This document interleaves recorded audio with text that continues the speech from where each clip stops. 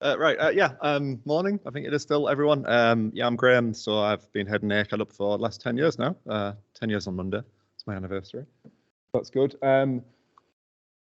Here to talk to you about personal monitoring and the licensed contractor's view. So I sit on the tech working group with Sam, and yeah, you are right. It is absolutely the best group by far. Slightly biased as well, but it is, and it's great because we, from my perspective, I get to take like queries from members from all around the country kind of thing to that, and we get answers, but also then if it's something that warrants it, we'll create something and then kind of fill in one of those grey areas out there, because there's lots of them, and we all kind of deal with them every day sort of stuff. But I think a lot of what we've done, certainly during that last 10 years, has been trying to plug gaps and kind of like increase the knowledge base and so on. It's something I think we should all be proud of, because we've done a good job in there. So today, talking about personal monitoring guidance. So I guess pose the question, why new guidance? I mean, from your perspective, Analyst Guide came out 2 years ago now, which obviously details a fair bit about personal monitoring. But really, the backdrop to this kind of predates that. Sorry, not predates all of that. That was been gone for 15 years, wasn't it?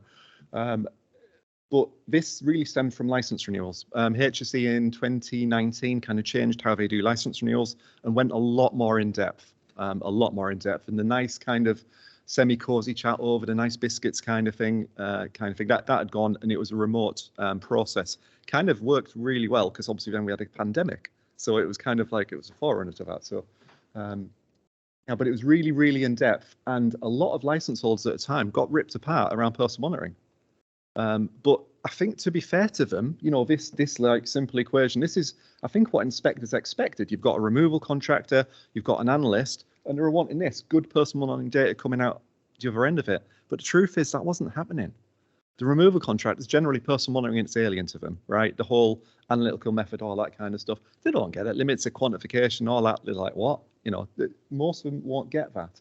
But equally, knowledgeable analyst. Personal monitoring is, it's poorly understood in reality. I'm ex-analyst. I've put personals on, 20 odd years ago. It was like, stick it on, leave them to it, come back 2 hours later, count the slide. That was it. And it's probably not changed a lot in that time. So yeah, this was kind of why we felt we needed to do something, and the tech working group was the kind of conduit through which we did that. So target audiences. There's kind of 3 main target audiences this I'm going to pick out. First one is clients. And this is kind of important, right? Because from a removal contractor perspective, if very often it's client appointed analyst, but actually they still need personals. So we put in kind of some wording. Really, it's about encouraging clients to kind of understand that personal monitoring is good. It's a measure. I kind of, when I talk about this bit, ACAD regionals, that sort of thing, I talk about it being almost like a speed gun. You can tell how fast somebody's removing asbestos by the fibre level that's getting put out. The higher it is, can indicate that actually they need to slow down and be a little bit more methodical, a bit more careful kind of thing. Lower is obviously better for everybody. But this is about actually, if you are a client, you can use it to measure your contractors.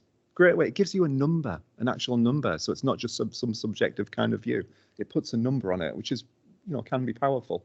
It's also got a line in there, some will exceed the control limit.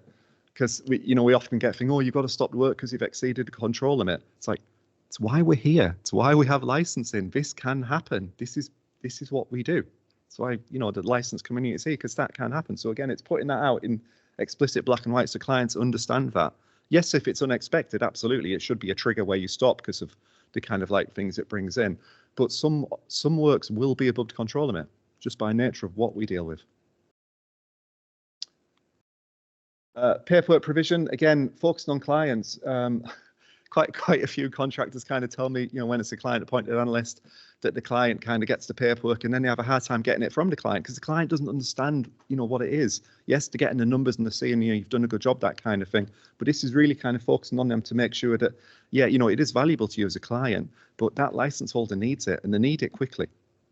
They need it straight away. Potentially, if something's elevated, they need to know about it. There's no good finding out a month later or 2 weeks later, that kind of thing. I mean, when we talked about this in the tech working group, when we were drafting this, we had a couple of comments about, I think, some of the software systems that are used and things like internal quality checks are all kind of barriers to stop this getting issued on site. That's no good. It needs to be issued there and then. And those excuses just, they're no good, and they need to be kind of avoided. So if you are in that situation, you need to do something about it, please. Okay, license holders. This is kind of the #1 target audience. It was written, so I kind of wrote most of it, and then obviously had lots of input and support from the rest of the technical working group kind of thing as we did that. But it was written, I am an ex-analyst, but it was written from a license holder perspective, because they've got to understand it and it's got to work. It has to work.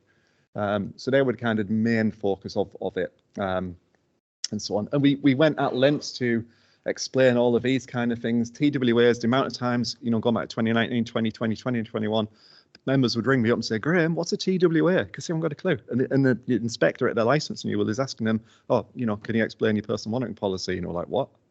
Like, I haven't got it. So there was a lot of kind of like, development around that, factoring into that. And even in the tech working group, when we were discussing this, we were kind of like, we were on a learning curve ourselves. And it was kind of interesting. I said in one of the meetings, like, guys, like, we have to understand this. The 6 of us on the Teams call, whatever, because we've got to explain it to everybody. So if we don't get it, no one else is going to have a chance. So there was a lot of going through and reading and hooking back to the legislation and stuff like that, just to get it absolutely bang on right. And I think out of all of those, to me, the important one, and I think Sam, you created that terminology, the 4th one there, specific SSTA, specific short duration activity. And that is what we teach all of our members to kind of focus on when it comes to personal monitoring. And this kind of demonstrates, right, this is one of those tables in there, and it shows all flow rates and all that kind of stuff that you guys are familiar with. And it probably differs a bit from certainly the old analyst guide, where we talk about count 200 fields, not just 100. And the whole point is we're trying to get an accurate reading. So many personal monitoring records and exposure records by extension have got that less than value in front of it, which is great, but it's not accurate, is it? And we kind of want to know. So by counting 200 fields, don't really know why it was ever 100 anyway. It just seems weird. Just anyhow, do 200 like everyone does. And there's all these flow rates and volumes to get whatever. But the way we kind of teach our members is, right, think about your timeline, right? Because we want them to spec this to you guys, tell you what they need kind of stuff.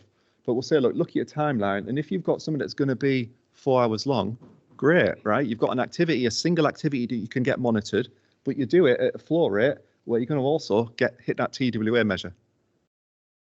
Equally, if you've got something that's only an hour and a half, you're not going to be able to do a TWA because you can't get the volume. So you put the flow rate up as high as it'll go. And again, you're maximizing that volume, trying to get the more accurate result. And this is kind of what we're teaching contractors to put in their plans of work, in their kind of section around personal monitoring. Yeah, conditions, right? Yeah. So this is, I think generally most people's strategies, removal contractors, right? They, when they talk about, right, what they're going to focus on, it's kind of, it harks back to this, your condition, your surface treatment, all that kind of sort of stuff that's obviously been come through to 264 and all the rest of it. But we've kind of went a little bit different to that. So yeah, clearly product's still in there, but it feels a bit more qualitative rather than quantitative, if that's the right kind of turn of phrase, in that it's a bit more subjective how we're talking about things. And it means that I think personal monitoring, it's a bit less black and white. Contractors would love it if it was, 30% of AIB jobs get personal monitoring, that's it. But it's not that anymore. You've got to kind of see what you're actually getting and then focus your resources effectively, not just do a blanket on that kind of stuff. And if these are the kind of the conditions around where exposure might vary, the factors most likely to affect exposure, and so on. And so it's kind of it's a bit of a different take on it, but quite an interesting one, I think. And it's a bit more. It feels a bit more grown up, a bit more kind of thoughtful, rather than just surface treatment, unsealed, nailed AIB, so that you put a pump on that one kind of thing. There's more around it. Obviously, last but by no means least, of course, analysts. You guys, you were a big part of this as well. So removal contractors, as I say, we do all we can for ACAD to help improve their knowledge. We're putting on kind of online webinar, seminar things and stuff like that. It's already kind of factored into all of our kind of refresher training and new training and all that, because there's an awful lot in this. It's 27 pages long, I think the guidance, 25. Yeah. So there's a fair bit in there. It's effectively a chapter in a, licensed contracts guide, isn't it? But there we are. So yeah, analysts, obviously you guys are a big part of it. And this is that thing, I think I touched on this earlier, license holders specifying personal monitoring. So this is what they should do, and this is that wonderful thing discussed with you guys during the planning stage, you know, that kind of ivory tower-esque project where you get invited along and you come and look and you agree the conditions for the clearance and all that, so you know exactly what you're going to be involved with. But really telling the removal contractors, you need to say, this is your strategy, license holder. You need to tell the analysts what you need from them. And you guys, to a degree, then that you provide that service. But from your perspective, you should get a nice neat, and it will say something like, we want a personal at 2 litres per minute on the afternoon of the 12th of November on Pete Smith. That's, to me, that's the ultimate. That's where we're pushing them towards that. So you guys know exactly what kit you're going to need, when you're going to be needed, all that kind of stuff. And it's all just part of that construction phase plan stroke timeline for the actual project. That's where you guys come into that. Clearly, you know, you're doing your own thing. You might want to do something for your client, and you can kind of factor that in as well. But you've got to take on board what the removal contractor wants, because they need this for their license. This is what it's about. But also, probably more, well, yeah, definitely more importantly, for the protection of their workers. That's why they're coming up with this stuff, because to want to know what Joe Smith is actually getting exposed to on that level while he's doing that job, they need to know that, and that's why they kind of lead that specking of it. And the absolute beauty one, working together, close supervision. You know, all that stuff about timeline planning, great, yeah, but we all know things change, things go wrong, all that kind of stuff. Jobs run quicker, slower, and so on. So it's that close liaison, working between the site supervisor, who's obviously going to need a fair degree of upskilling around this to be able to do this properly and effectively, and also your analysts when you send them out to site as well. They're going to have to be working really closely together. So actually what the removal contractor spec in, he wants a SSDA on the fine clean of the lovely ceiling tiles or whatever it might be.